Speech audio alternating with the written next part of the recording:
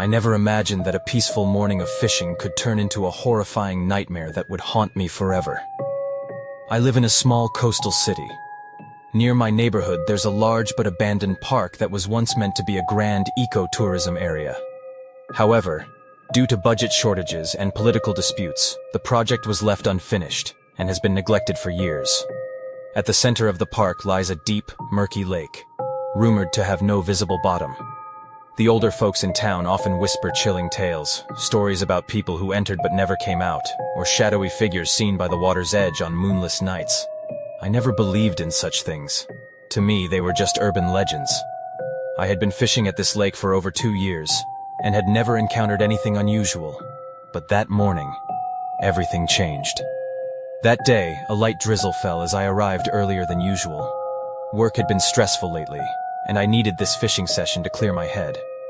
The lake was unnervingly dark, its surface eerily still. In the distance, broken stone benches and overgrown trees cast long shadows, making the scenery look like something straight out of a horror movie.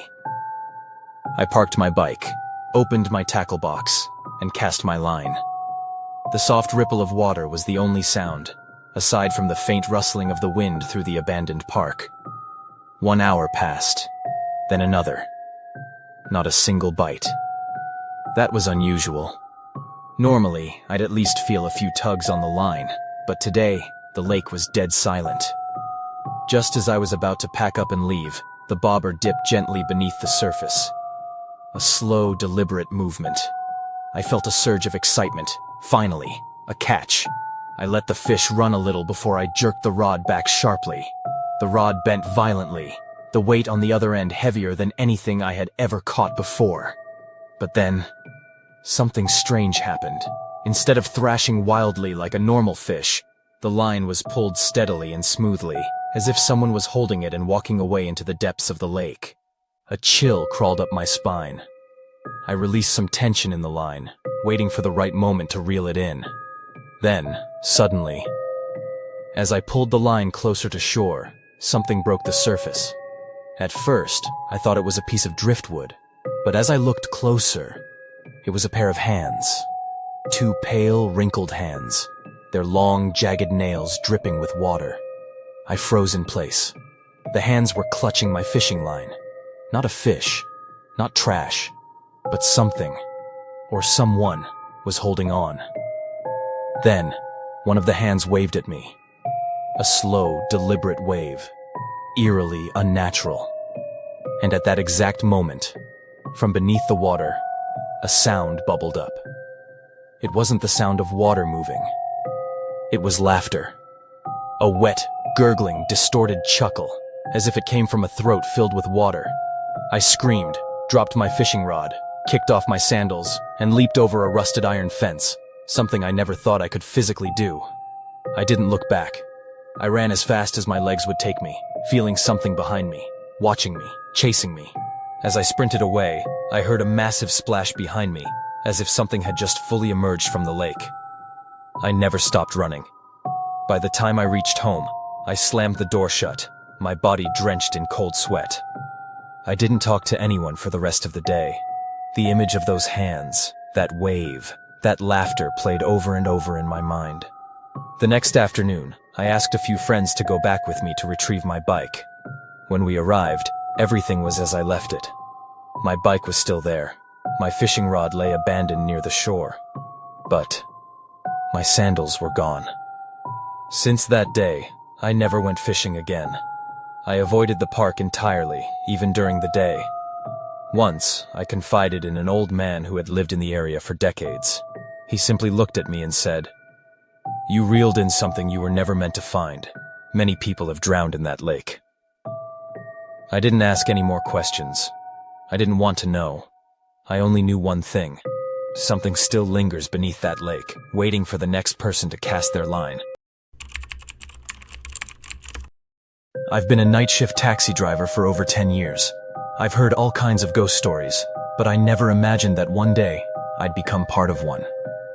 That night, I had just dropped off a customer in a small town when I spotted a woman and her young daughter standing by the roadside waving for a cab. She looked worried, her voice tense. "Please, Can you take us to the city hospital? My husband is there, and I need to see him urgently. It was already past 11 p.m., and the road back to the city was long and lonely, but I figured it was just another late-night fare. I nodded and let them in. The mother immediately handed me the fare, a neatly folded stack of bills, which I stuffed into my pocket without a second thought. The night was hot and humid, the asphalt radiating heat even at this hour. I had the AC on full blast, yet the moment they entered the car, a freezing chill spread through the cabin. At first, I thought it was just the sudden contrast in temperature. But as I drove on, the cold became unnatural, deep, penetrating, as if it wasn't coming from the air conditioner at all. I glanced at the rearview mirror, and that's when I noticed something off. The woman sat perfectly still, staring straight ahead, her face expressionless. Her daughter leaned against her shoulder, eyes closed, seemingly asleep. Shrugging off the unease, I focused on the road. But then, I heard it. It started as a whisper, faint giggles, like children playing in the distance. Then it grew louder. Laughter. Not just one voice, but many. High-pitched, playful, yet hollow. It echoed inside the car, bouncing from corner to corner. Yet when I looked around, it was just me and my two passengers. A shiver ran down my spine. I swallowed hard and dared to glance at the rearview mirror. And my blood turned to ice. The woman's reflection was staring at me, but her real body hadn't moved. Her eyes were unnaturally wide, fully white, with no pupils, no irises, just blank, soulless orbs. Her mouth was slightly open, but I could hear no sound from her lips. Yet the laughter continued. I broke into a cold sweat, my fingers gripping the wheel so tightly they hurt. I refused to turn around. I refused to look at her directly. It's not real. It's just my imagination. Keep driving. Just keep driving. I pressed harder on the gas, pushing 100 km/h on the near-empty highway. Finally, the hospital's bright lights came into view. Almost there. With a trembling voice, I muttered, "Miss, we've arrived." Silence. I turned around. The back seat was empty. The car doors were still locked. The seat belts were still buckled in place, as if no one had ever been there. My heart pounded. With shaking hands, I reached into my pocket, pulling out the cash she had given me, a mix of real money and crisp, neatly folded Spirit banknotes, the kind burned at funerals. I dropped the money like it was burning my skin. Without another second's thought, I sped away from the hospital, refusing to look back. By the time I reached home, it was almost midnight. As soon as I stepped inside, my dog started barking uncontrollably, growling at me like I was a stranger. My cat, normally affectionate, arched its back, hissing, its fur standing on end. Both animals refused to come near me. My wife, startled, demanded to know what was going on. I barely managed to tell her before she ran to grab salt and garlic, pressing a crushed clove into my palms. Walk over the fire 3 times. Don't ask questions. Just do it. I did as she said, stepping over the burning newspaper ashes in front of our doorway. The moment I finished, my dog stopped barking, and my cat jumped onto my lap, as if nothing had happened. I didn't sleep that night. The next morning, my wife visited a spiritual elder who barely let her step inside before saying, "Your husband was followed. 2 spirits latched onto him, but he escaped in time. If he had stopped that car anywhere on the way."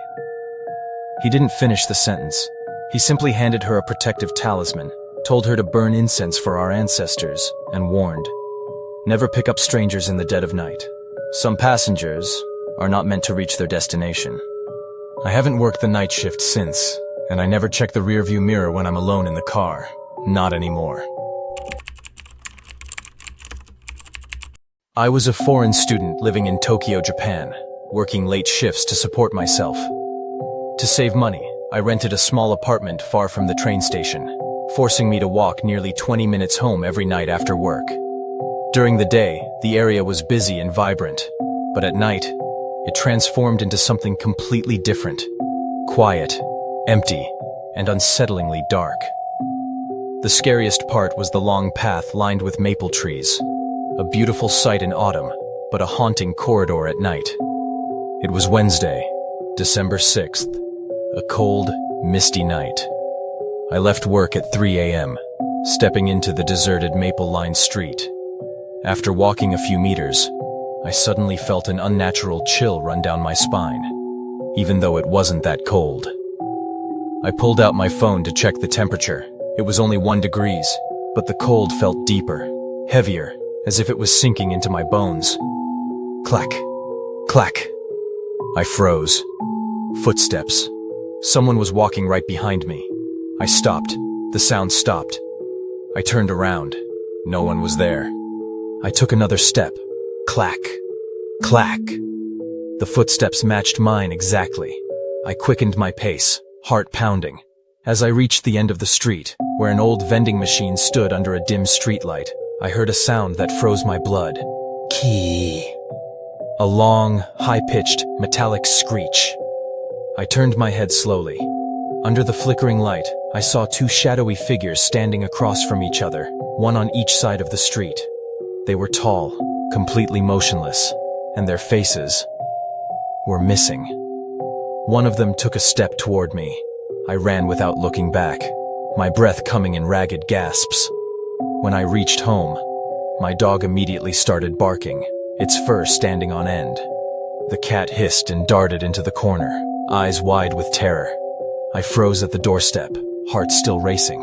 I grabbed a handful of salt and threw it outside, stuffing a clove of garlic into my pocket before finally stepping inside.